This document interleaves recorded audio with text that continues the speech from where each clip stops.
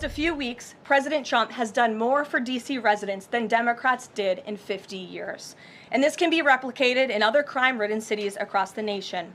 As President Trump has said, all of these elected officials in charge have to do is pick up the phone and ask for the president and the federal government's help. So you hear it there, the White House touting President Trump's federal takeover of the D.C. police force. That has prompted a huge wave of Democratic criticism. But now the governor of California, Gavin Newsom, may be taking a page out of the president's book. Peter Ducey joining us live at the White House with more on this. Hi, Peter. But, Bill, they're calling it something different. Governor Newsom thinks that something called a suppression team is superior to a National Guard deployment. He thinks these suppression teams have already had luck in Bakersfield and San Bernardino, so they're going to try to make state police more visible and more involved with local crime prevention on a statewide level. Crime's an issue, and we want to tackle it, and we continue to do more in that space. And we announced and highlighted some of the expansion. What is not contradictory, respectfully, is that we're doing it in partnership with our local communities. We did it in partnership with the Biden administration prior. We're not talking about the nationalization, the militarization of the Guard and militarizing United States cities. But White House officials think Democratic leaders are doing their constituents a disservice by failing to pick up the phone and ask for a National Guard deployment. This is our message to Americans in Democrat-run cities nationwide. Decline is a choice. You don't have to live in constant fear of being robbed, raped, or murdered. Your leaders are lying to you, and they have been failing you for decades.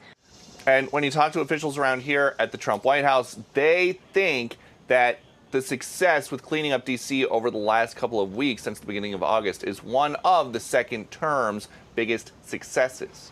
Back to you. Well, Peter, before you go, can you tell us a little bit about what we're learning regarding Kamala Harris and her Secret Service detail? Yes, a White House official texted me this morning to confirm that her Secret Service detail has been suspended. The Harris people have told us that they don't have any reason to, no reason was given for the suspension. But there are two important points about this. Point number one, vice presidents typically only get 6 months of protection after leaving office, but Joe Biden extended hers. And the other point here, she has got a book tour that starts on September 24th. She and her publishers and her hosts will now be responsible for footing the bill for private security. That is going to be a huge expense. Dana and Bill. And Peter, we're heading into the holiday weekend here. Is the White House liking what they're seeing when it comes to gas prices?